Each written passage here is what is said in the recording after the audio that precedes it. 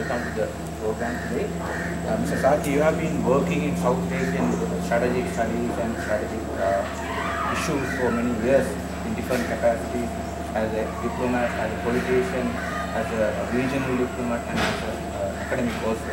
So we want to discuss with you about strategic integration of. So I discussed strategic integration of South Asian economical integration. So I'd like to ask you how to assess current integration in South Asia, economical integration. Well, first of all, in a globalized world, economic integration of South Asia is absolutely paramount.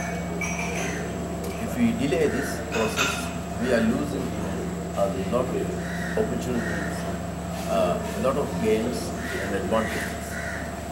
The cost of non-cooperation is tremendous, and people don't realize this, because if you really put in numbers, what is the cost of non-cooperation on economic integration? It amounts a huge amount for the entire South Asia. So when I look at it, economic integration is absolutely important if you want poverty alleviation. The poor can take a lot of advantage out of economic integration. South Asia has been the last region to form regional cooperation. If you look at the history, you will see that South Asia has been the last region to come a formal regional cooperation exercise or structure. So SAARC was established in 1985.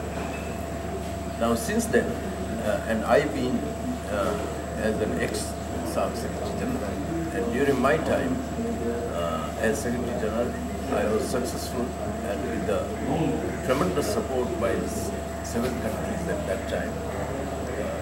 Afghanistan was not a member at that time. 7 countries gave tremendous support to me as Secretary General, and we were able to have a breakthrough on economic cooperation.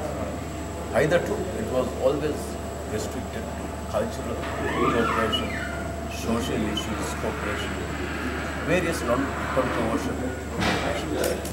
But I felt it that we have come to a stage, and if really there is going to be the validity of regional cooperation in South Asia, you have to break into economic areas. So we were able to do it with the entire support of the region. We started modest, SAFTA. We changed to SAFTA after several years, and now SAFTA to economic integration, and finally the vision is towards a customs union. But with all respect now, we have seen a lot of institution building, a lot of paperwork for the last maybe decade or more than decade, as you said.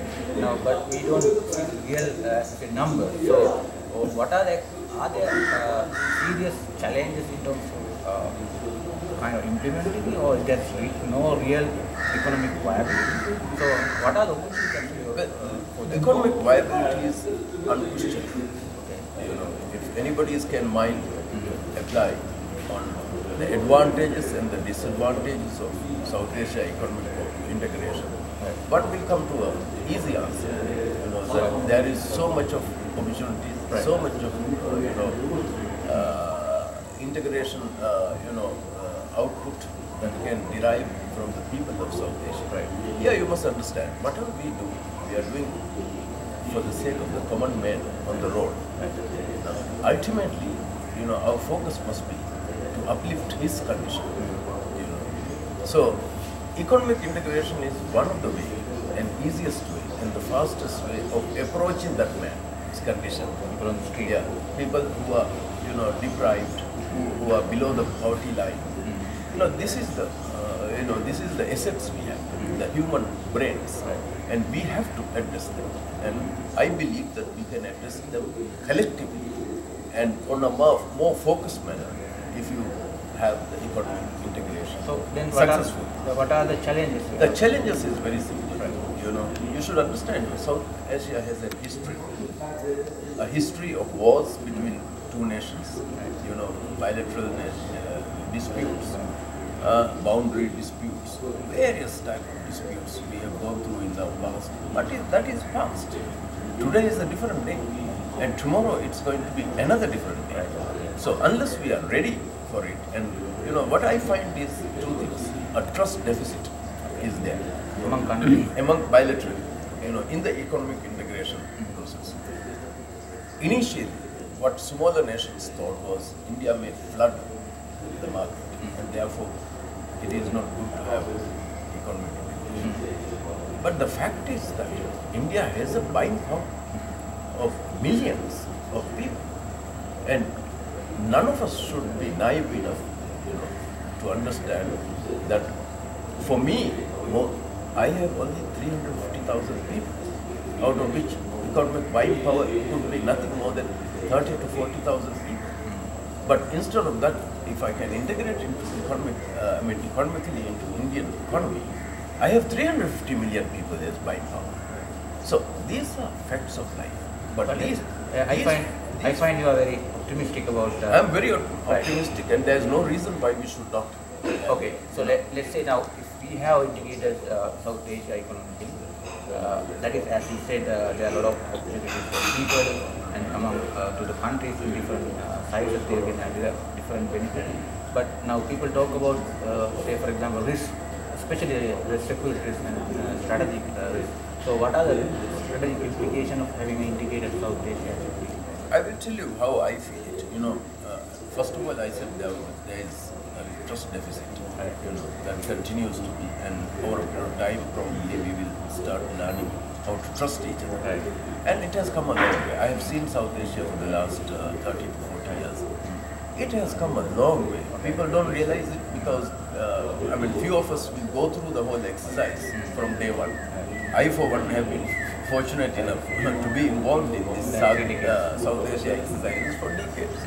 I know the trust deficit at that time. How has it improved to now?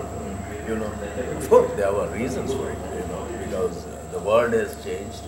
The regional policies are changing, country policies are changing, more openings are coming up. So therefore, you have to work with each other. So that all is coming up well. But there are issues even today, transit facilities from country to country. These type of bottlenecks we have is for largely red tape ones, which is de facto security protections countries have. But I have come to realize, after my analysis, that South Asia as a region and countries as individuals is now in the threshold of making a success or failure.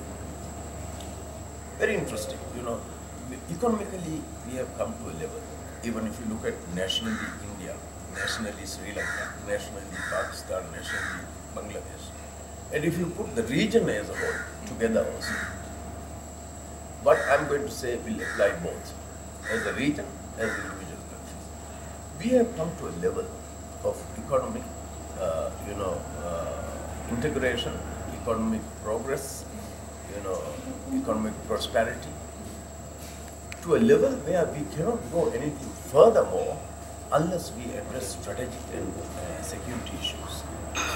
And unless we have a security and strategic issues understanding among the 7 countries, I don't think we can go any further, because we are now somewhat de facto stopped by this mistrust and trust deficit among ourselves, especially in terms of security and strategic issues. Other issues we are working very well. Where we are unable to grapple is only the security and strategic issues. Yeah, so I think now this is very interesting what you are taking us towards. But now since we have limited time, I want to ask you the role Maldives can play, because this is a unique country, small in size, unique, strategically located, and you have very advanced development in some areas. So what can you contribute as a country to South Asia, and what do you expect as a whole from South Asia? Maldives is the first country who supported the formation of SAARC. When late Ziaur Rahman of Bangladesh in 1981, 1980, he wrote 7980, he wrote to the president, and it didn't take even a week before he decided to support and wholeheartedly take the lead in it with Bangladesh. And Maldives has played a vital role in establishing SAARC, in revitalizing SAARC, and also to give them a sense of focus. That has been Maldives, and our focus was economic integration. You have produced also good Secretary General like you and Thank you. So, what I find is that Maldives today, even like yesterday, can play a crucial role because Maldives is a small country. It's a non-controversial country. We have no disputes with anybody, and we are, not in the main subcontinent, but little far away as an island, but not very far. We belong to South Asian security belt, economic belt. So we are strategically located, and the government's policies has always been pro-regional cooperation, 100% pro-regional cooperation. So even today, we can take initiatives, we can consult our partners and see the possibility of getting together to strike, because we have faced enough time, and the world is not waiting for us. Others are just speeding up, where we are getting behind. So unless we take some dramatic and some serious decisions among ourselves, we will be marginalized and we will be lost in the process. So now, my last question now, since you have been like also expert in Sri Lanka, you have been working in Sri Lanka. So I would ask now, what is your message? How you think Sri Lankan policymakers or Sri Lankan leadership can play a role in South Asian? Well, Sri Lanka has already shown the way. They have an outstanding agreement between India and Sri Lanka, free trade agreement. So since the region is not getting together, it's bilaterally they are now working, but my assumption is, or my conviction is, that if we work together as a team, the benefit is tremendous. It will be much more one rather than working bilaterally. So Sri Lanka has bilateral free trade arrangements with India, and Sri Lanka is fully aware of its advantages and the opportunities it has created for Sri Lankan business. Sri Lanka has practiced an open market economic system. Sri Lanka has been a democratic country for long years.